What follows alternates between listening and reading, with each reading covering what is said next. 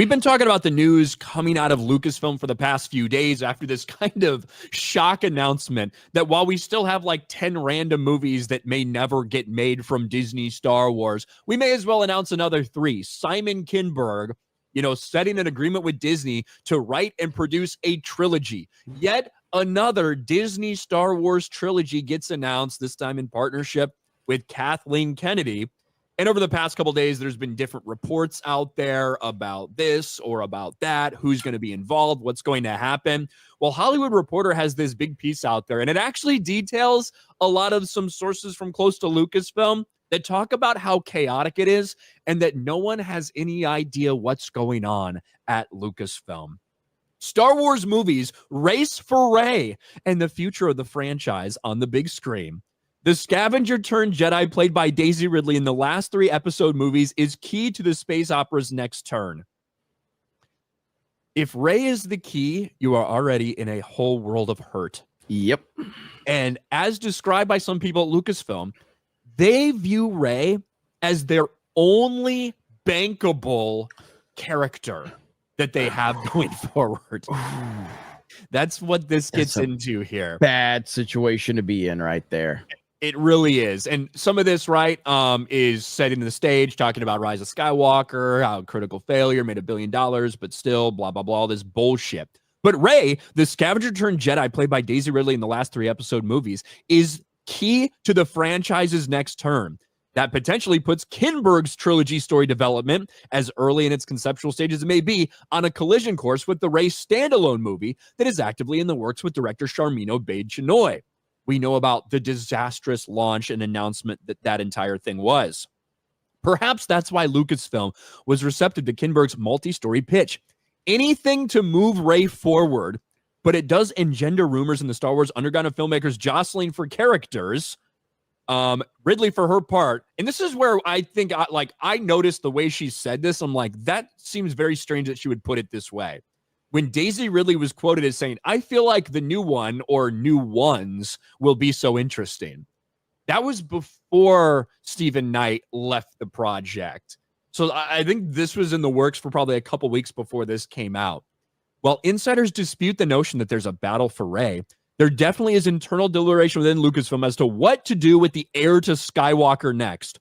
Quote, she is the most valuable cinematic asset, in some ways, maybe the only one Star Wars has right now. Holy shit, man. What a bad situation to be in. That puts it into perspective right there as to how bad of the position Disney Star Wars is in right now.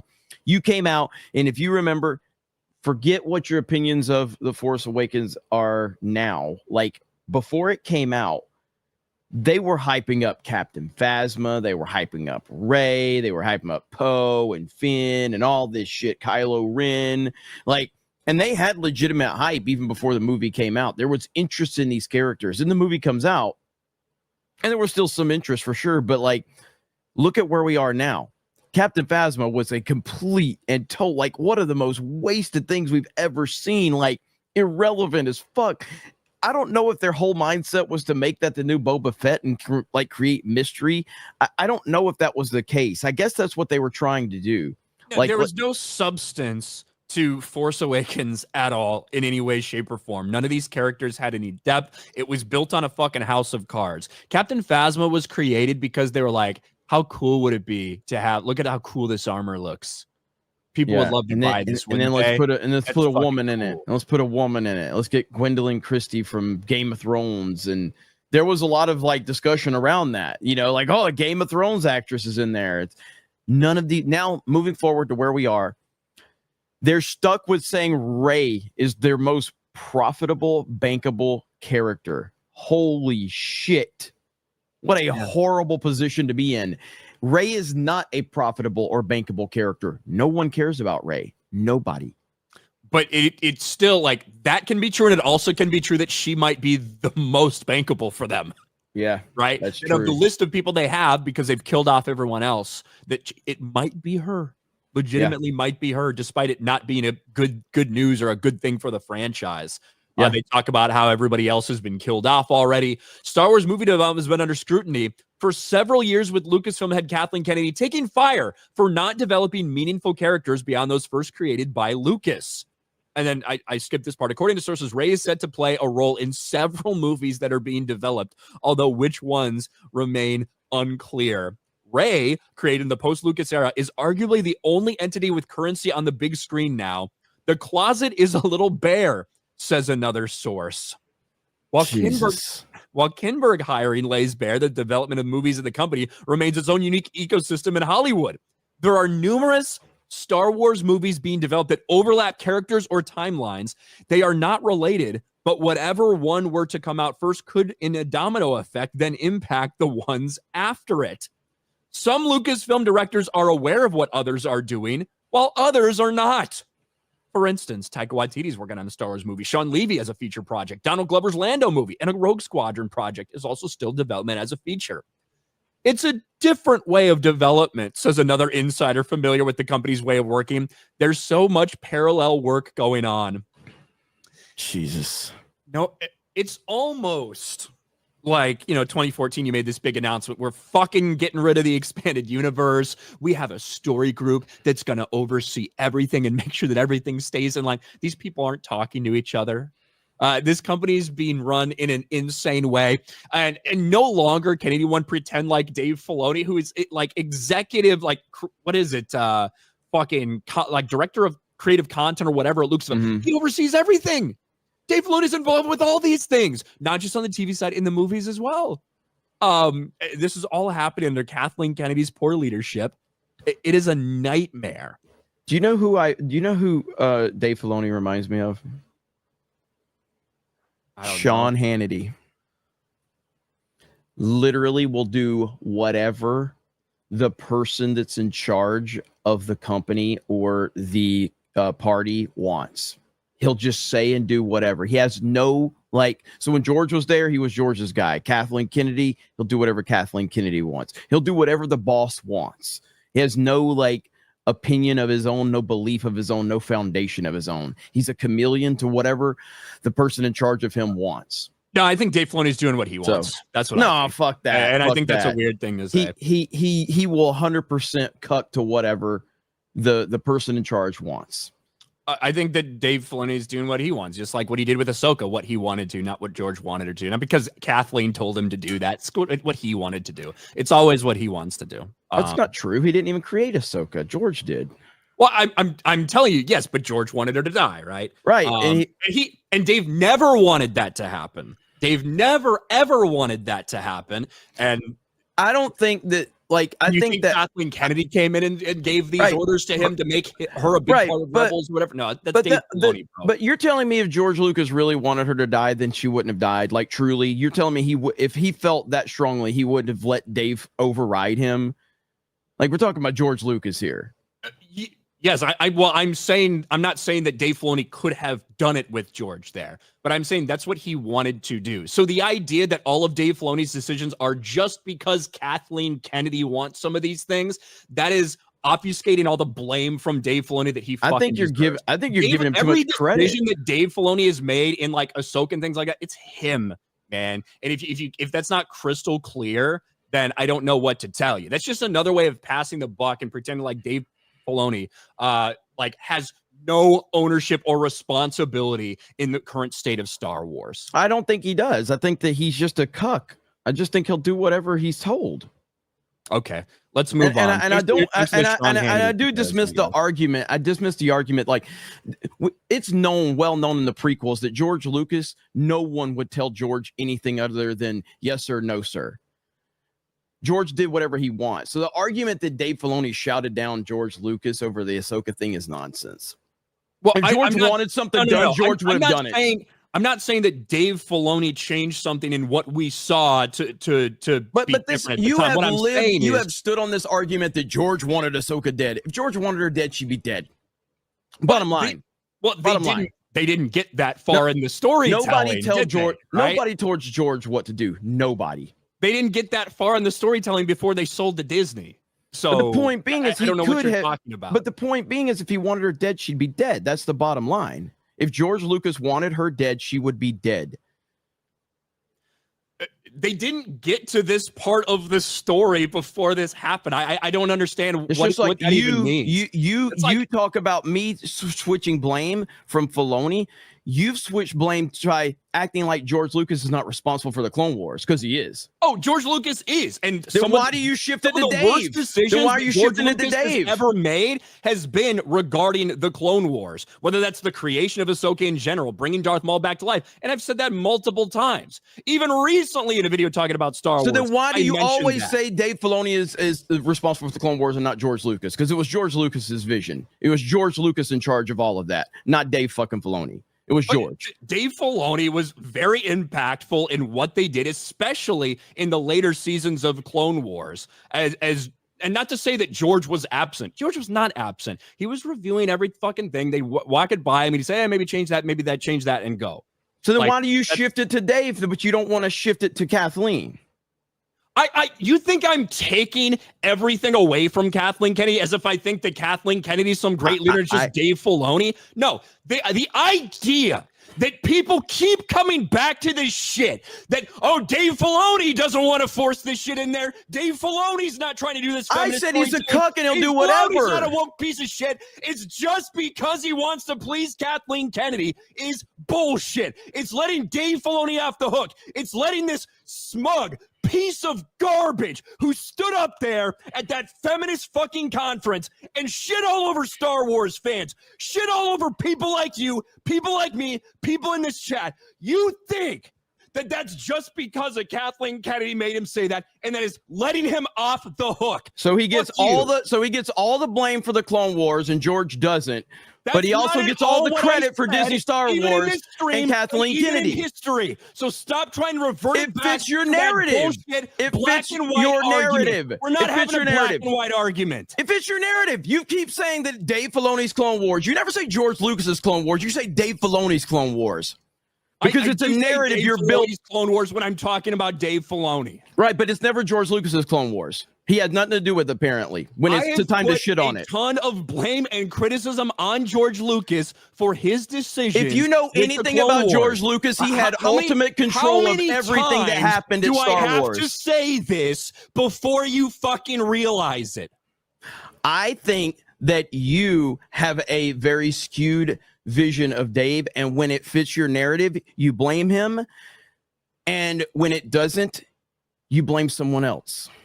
That's it. I think that my vision of Dave Filoni has proved to be prophesized, right? Because my vision of Dave Filoni, which I maintain, even when it's extremely unpopular, like it was maybe when I started my channel and started talking about these things, I feel like that is the correct vision of what I feel like Dave Filoni is and always has been. When I've been looking at the storytelling, when I've been looking at his then why didn't George just hand him? Then why didn't George just hand him Lucasfilm? Why didn't George just hand Lucasfilm to Dave? If he was so integral in George's mind and changed his opinions and had all this creative input in these projects, why didn't George just hand Dave fucking creative control then? Why didn't he turn it over to him instead of Kathleen Kennedy? I don't think that the idea that people have of Dave as George's Padawan or that he viewed him as his right-hand man, I don't think that's reality. You know, I think they were friends, and I think, of course, they developed a good relationship, but I don't think that anything like that was ever the case. So then who is the most responsible for Clone Wars, George Lucas or Dave Filoni? I think in terms of the creation of the answer, series, you just don't want to say Lucas. I'm telling you. I'm talking about in terms of the creation of the series, George Lucas. Now, when you're talking about every single little bit, every single line of dialogue, all of these things that are happening, right? Who signed off on all of it? Not the overarching, like, who signed off on all of it? A lot of Clone Wars, but I'm talking about all of the intricate little details along the way. I think you're looking at a lot of the people that wrote it. Dave Filoni supervising a lot of those people that wrote it, including himself at times. But like, there's no doubt that in my mind, George Lucas is much to blame for the decisions in Clone Wars. This is pre-Disney. Bringing Darth Maul back, I think, is one of the biggest mistakes in the history of Star Wars. So you think it's feminist garbage, Clone Wars? So you think George Lucas pushed feminist garbage within Star Wars? I think that there are some feminist elements of Clone Wars that I think were kind of warning signs of what could happen moving forward. And I think Rebels fleshes that out a little bit more. And now you see the state of all of these different characters that, you know, Dave Filoni either had a part in creating or he himself created and continued their stories and things like Rebels. And now you see how they're being utilized in all these live action series. I think Rebels, you look back and you can see those warning signs. I think Rebels is a classic Dave Filoni project without George Lucas and without Kathleen Kennedy, and it's very lifeless and boring with a ton of filler. I think that Clone Wars is George Lucas with Dave Filoni being involved, and I think now you're seeing Dave Filoni involved with Kathleen Kennedy's version of Star Wars and its feminist propaganda.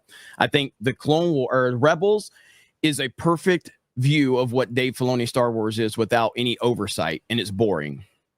I think what it is. I think that Ahsoka is the perfect representation of what Dave Filoni he had wants to do in Favreau. live He had Favreau involved in that, didn't he? I think Favreau probably produced, but that was a Dave Filoni fucking thing. Favreau and Filoni are pretty tight. They're pretty tight, and they work hand in hand, and I think that's been proven. 100%. Yeah, but like you can't tell me based on the things we've seen in something like Rebels that Ahsoka isn't basically Dave Filoni's wet dream of everything he's wanted to do. And I don't think you've even watched Ahsoka, have you? No.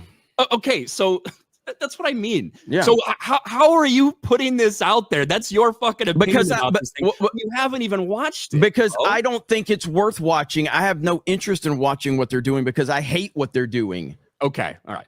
I hate the vision of what they're doing. But I still think that it's Kathleen Kennedy's Star Wars, not Dave Filoni's Star Wars. Got it. Let's move on. And nothing has been codified or made more canonical in modern times than those three movies. To filmmakers and executives, the first trilogy is the Old Testament. The prequel should be in there too, you cocksucking fucks.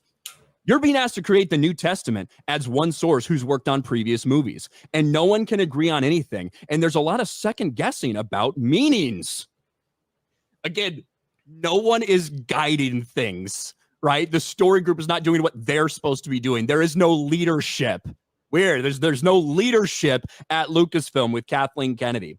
Another source familiar with the process is more business-minded, noting Star Wars is a nostalgia-based enterprise, and they are running out of ways to create nostalgia. The fact that it's viewed that way is crazy. But that's the truth, and that's all they view it as. I remember listening to all of these Disney podcasts back in the day before Disney purchased Lucasfilm. And they would sit there and talk about how when the purchase from Lucasfilm happened, specifically, this is from Bob Iger and the leadership at Disney. And they said, Disney realizes that they have a girls company, a girls brand. Now they need to purchase what would be deemed as a boys brand so that they can have open up demographics for the company. What did they do? They turned it into a girls brand. They don't even know what they have with Star Wars. So the leadership involved said that we need something that appeals to younger boys because we generally have a lot of IPs that appeal to younger girls. They buy it and they turn it into something that is supposed to appeal to young girls. They have no idea what they have. They can't create anything new. And all of the things, like go into Walmart right now, go into Target. What do you see on the shelves?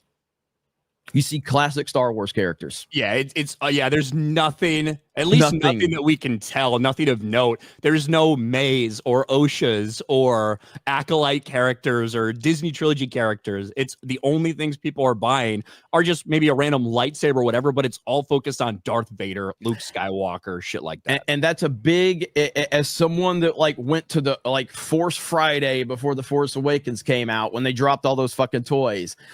That is a far cry from where they were, because they were creating all these toys with all these new characters. And now you go in the stores now and there's no Rey, there's no Finn, there's no Poe, there's no Rose Tico, there's no Captain Phasma. You occasionally do see like an Ahsoka character. You see like something like Obi-Wan from the Clone Wars or some bullshit. But the majority of stuff is original trilogy. And I don't even think I've seen prequel trilogy toys, though, shockingly enough. I don't really, maybe an Anakin here or there, You'd see. Not much. Yeah, you're right. But it's really original trilogy is all that they are selling. And this just shows you how they don't even realize that the prequel era, if they would come out with prequel toys, people would buy prequels. But that's all they have. They're fucked. It's over for them. This Rey movie, I'm not willing to say it's going to be Captain Marvel level, but this Rey movie is not going to hit $1 billion. And I don't think it's going to hit $500 million. Just off the top. I think that I'm really interested to see what Mandalorian Grogu does, because I have no real clue as to what to expect from the box office for that. A property that obviously they were happy to launch Disney Plus with, and there was some energy and excitement around Baby Yoda, and then you had the pop at the end of season 2 with the bullshit Dead Eyes Luke Skywalker return, stuff like this. But season 3 doesn't seem to be a whole lot of interest moving forward in it. What is that going to do at the box office? I have no fucking idea. Yeah, I mean, you're right. Mandalorian Grogu that's the true test of everything they have, because if they would have come out, we've talked about this many times, if they would have come out with the movie after season 2, I think that you're looking at a legitimate hit. But season 3, after Book of Boba Fett and season 3, they have pissed away all of the goodwill from the Star Wars fan base. And the other question is, if you can make a Mandalorian and Grogu movie like you make the TV show, right? If you're doing it the same way, whatever, and you spend $100 million, because that's about what those seasons cost, maybe that can be something that works, right? Maybe you only get $400 million, $450 million at the box office, but if you made it for $100 million, at least you're putting out something that makes money. But you already know that's not going to happen. It's going to have a stupid doubtful, $250 million budget. Why? I don't know. I can't figure out why these movies have these types of budgets. The only reason I say something like that is because that's basically what they did. They took Mando season 4 and what they were planning, and they repackaged it into a movie, right? So if they filmed it kind of the same way they had planned on, I don't know. I have no idea what the budget is. We've had no reports of the budget for Mandalorian and Grogu. I'm just speculating. If you can do something like that with the technology you have, instead of spending ridiculous amounts of money like you did on something like Acolyte, maybe they look at that and say, fuck, maybe $500 million is a huge success on a $100 million budget. Yep. It will be fun to see, but at the end of the day, they're fucked. That's the bottom line. Ratchild UK, does Ryan know that Maul was brought back in an Obi-Wan novel long before TCW? Ryan knows everything about Star Wars. I know more about Star Wars than you will ever know in your life, Ratchild UK. Maul was not brought back in an Obi-Wan novel. Maul, there was a Star Wars Infinities comic, an Infinities Tale, which was basically Star Wars version of Marvel What If, where they were like, what if this retarded thing happened? What if this retarded thing happened? And there was a what if story where Darth Maul survived. That's what you're talking about. He was not canonically brought back, just so you know. But I'm more than willing to educate you on Star Wars whenever I have the opportunity.